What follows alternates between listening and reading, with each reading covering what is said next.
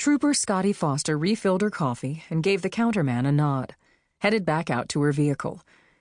She snugged her cup down into the well next to her and pulled her Explorer around to the west side of the 24/7 travel store, where a bright green Toyota pickup sat low on its back tires in the lot.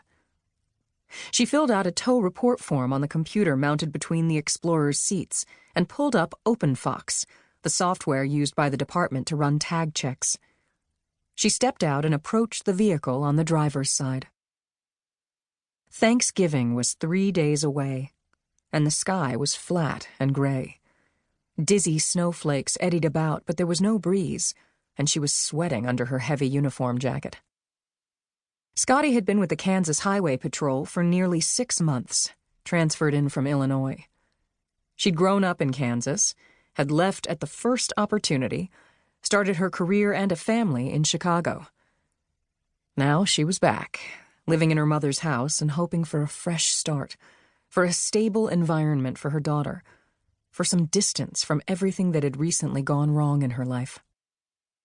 She had been required to go through 22 weeks of retraining after returning to Kansas, and she had used the time to adjust to her new circumstances.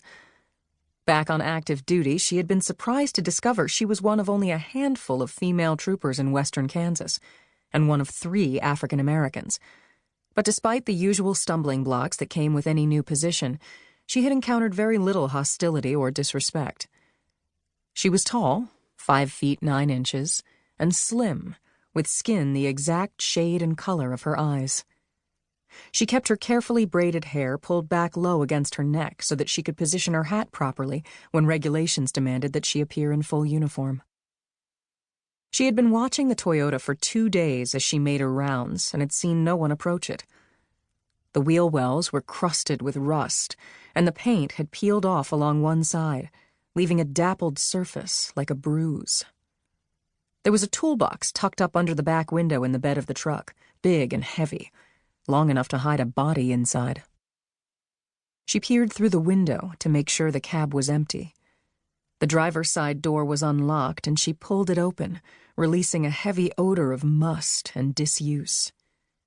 The radio had been pulled from the dash, the mats had been taken from the floor, the glove box was open and empty. She wrote down the VIN from the inside of the door and closed it, then walked around to the back and flipped open the toolbox. An ancient ball-peen hammer, a length of bicycle chain, a cheap pair of rusty pliers, blue rubber crumbling away from the handles. She closed the box and went back to her vehicle.